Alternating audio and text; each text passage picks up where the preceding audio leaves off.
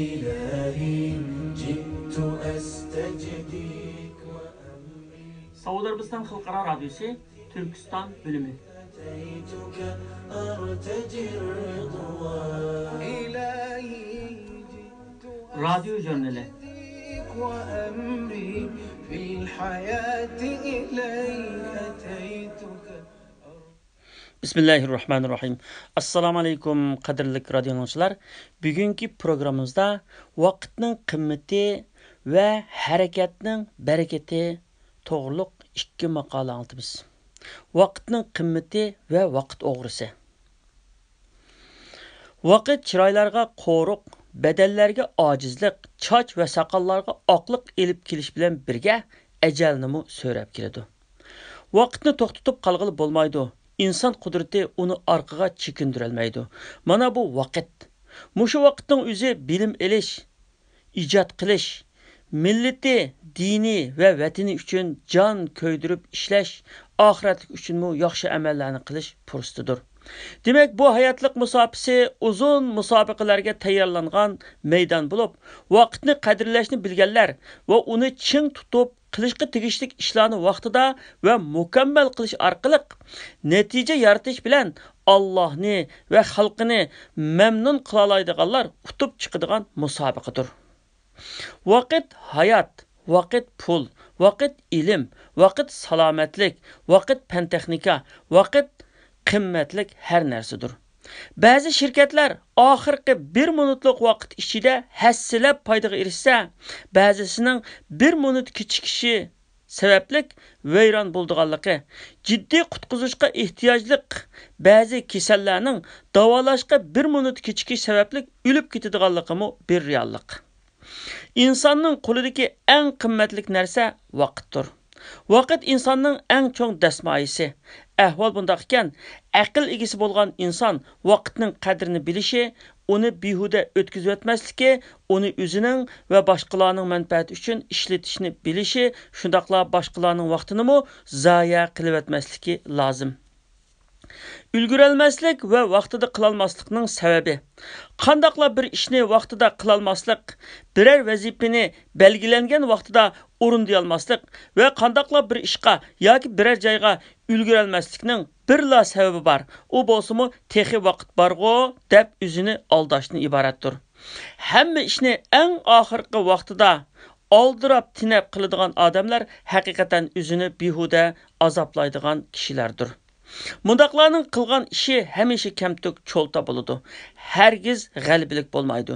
Chunki vaqtga rioya qilmaydigan odam har qanday bir ishga vaqtim bor muomalasini qilib, boshqa ishlar bilan bo'lib qoladi. Natijada qiladigan ishini kechiktirib qo'ydi.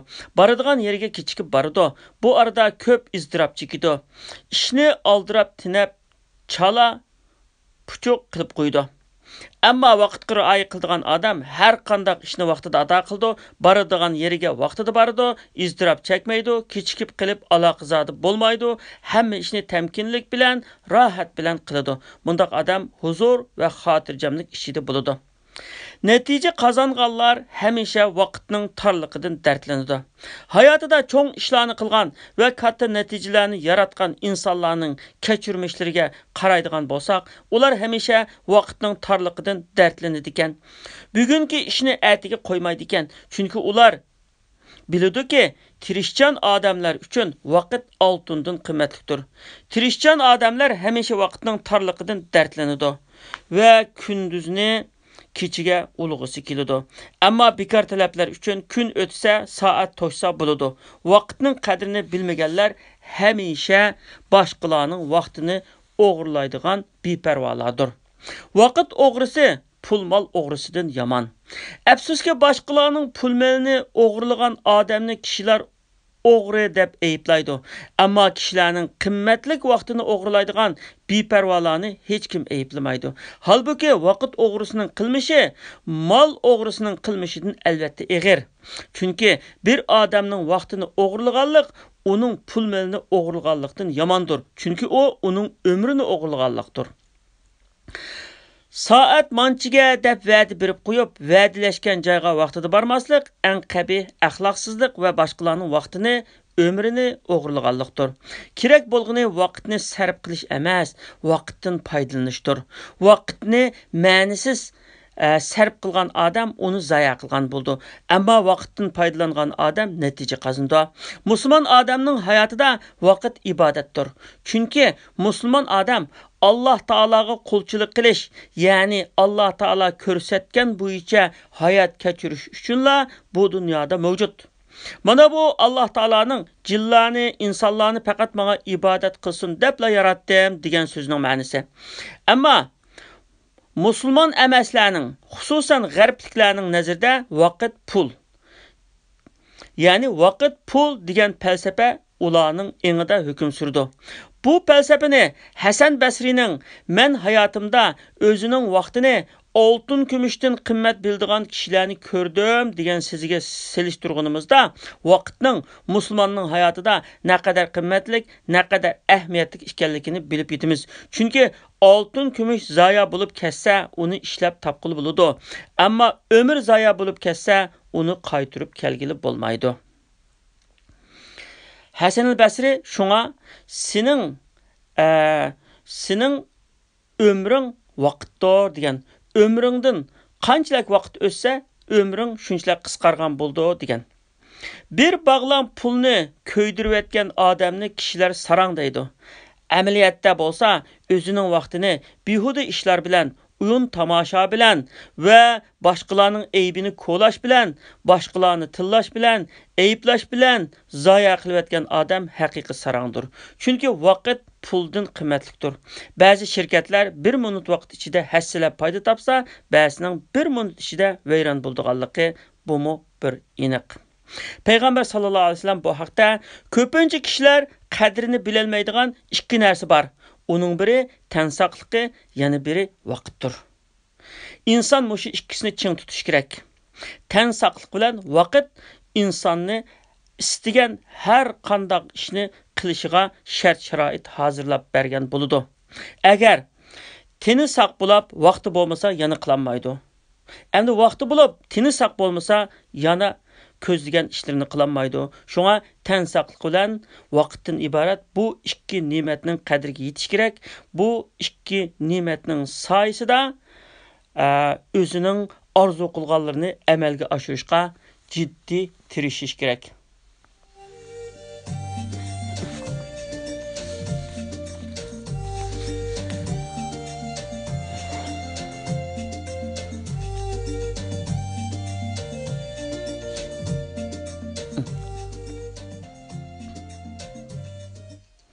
Harakat berekettir.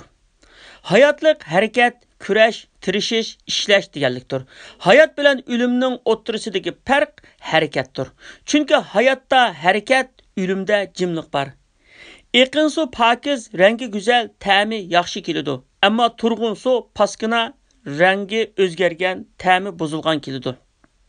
Harakat qilmaydigan, ishlamaydigan, qursiqini ching to'ldirib olib internet yoki televizor oldida hayot kechiradigan insonlar kasaldan qutula olmaydi.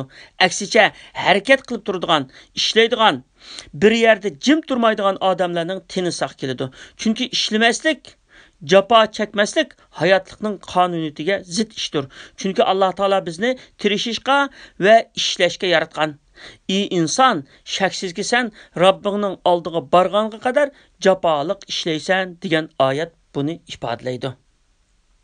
Dünya taraqqiy qilib, nurg'un ishlar mashinalashgan va insonning harakat qilishi aziyib ketgandan keyin insonlarda qon besimi, qand kesili, qonga may aralashib olish qatorliq o'tmishlarda ajdodlarimiz anglab boqmagan kasalliklar paydo bo'ldi. Buning asosli sababi Alloh taolo yaratgan qonuniyatga zid ish qilganlikdan bo'lsa kerak. Chunki Alloh taolaning tabiat va shariat deb ikki qonuni bor bo'lib, tabiat qonuniga xiloflik qilganlar uning jazosini mushu dunyoda tatidi. Masalan, faqirlikdan qutulish uchun ishlamagan, mustamlikadan qutulish uchun kurash qilmagan kishilarning faqirlikdan va mustamlikadan qutula olmaganiga, tamoqning esilini yeb, qo'rsiqini pompaytib yuradigan, harakat qilishni, ishlashni, jafo chekishni yoqtirmaydigan kishilarning kasal bo'lib, yosh turib o'lib ketganiga o'xshash. Ammo Alloh taolaning shariat qonuniga amal qilmaganlarning jazosi oxiratda beriladi. Demak, Alloh taolaning qonuniga xiloflik qilguvchilar jazosini tortmay qolmaydi. Hayotlik qoidalari nomli asarning avtori Richard Templer mundaq deb yozadi. Hayotlik jafo, mushaqqat va qiyinchiliklar bilan to'lgan bo'lib, hayotlikning shundoq bo'lganligimi Allohning bandalariga qilgan katta iltifotidir. Shunga uningga shukr qilish talab qilinadi. Chunki agar hayotlik qiyinchilikdan xoli bo'lib, hamma ish oson bo'ladigan bo'lsa edi, o'zimizni taraqqiy qildirolmagan, hayotlikdagi muhim tajriba saboqlarni o'rganolmagan bo'lardik. Hayotlikning hammasi xushallik kunlardanla iborat bo'lsa edi, bu hayotlik zirkishlik bo'lib qolardi. Uning ta'mi va halovati qolmagan bo'lardi. Yomg'ir bo'lmagan bo'lsa edi, bizda yomg'ir to'xtagandan keyingi xushallik bo'lmaydi. Hamma ish o'ng'ay bo'lib ketgan bo'lsa edi, biz kuch-quvvat hosil qila olmagan bo'lardik. Shunga biz hayotlikning mushundoq bo'lganligi uchun Allohga shukr qilishimiz kerak. Yana shuni bilishimiz kerakki, o'lik baliqlar suvning eqishiga qarab mangadi, ammo boshqalar hamisha kurash va tirishchanlik ichida bo'ldi. Shunga biz suv uzishni davomlashtirishimiz kerak. Agar shunday qilmasak, suvda g'arq bo'lib o'lamiz. Biz harakat qilibla turadigan bo'lsak, har bir harakatimizda, har bir tirishchanligimizda kuch-quvvatga to'lamiz. Jismoniy jihatdan layoqatga erishimiz va olamcha xushallik ham saodatni his qilamiz. Ba'zi statistikalarga qaraganda, dam olishga chiqish erlar uchun hargiz yaxshi ish emas. Chunki dam olishga chiqqan kishilarning to'lisi dam olishga chiqib uzun o'tmayla o'lib ketadi ekan. Chunki ular suvning eqishining aksiga qarab suv uzishdan to'xtab qolgan va o'lik baliqlarga o'xshash suvning eqishiga qarab mangan. Shuning bilan tugashgan. Shunga siz suv uzishdan hargiz to'xtab qolmang. Bo'lmasa hayotingiz to'xtab qoldi. Hayotingizdagi har bir mag'lubiyat sizning taraqqiy qilishingiz va g'alaba qilishingiz uchun yaratilgan fursatdir. Mag'lubiyat sizni ojizlashtirmaydi, aksicha sizni kuchlantiradi. Hayotlik ana shundoq kurash va turmay ishlashdir. Endi siz qaysini tanlaysiz? O'lik baliq bo'lishnimi yoki kuchlik Salomon baliq bo'lishnimi? Qadrli radio dinləyicilər, Saudiya Arabistan Xalqaro Radiosi Türkistan bölümü tərəfindən Radio Jurnal namlı proqramımızda anlatdıq.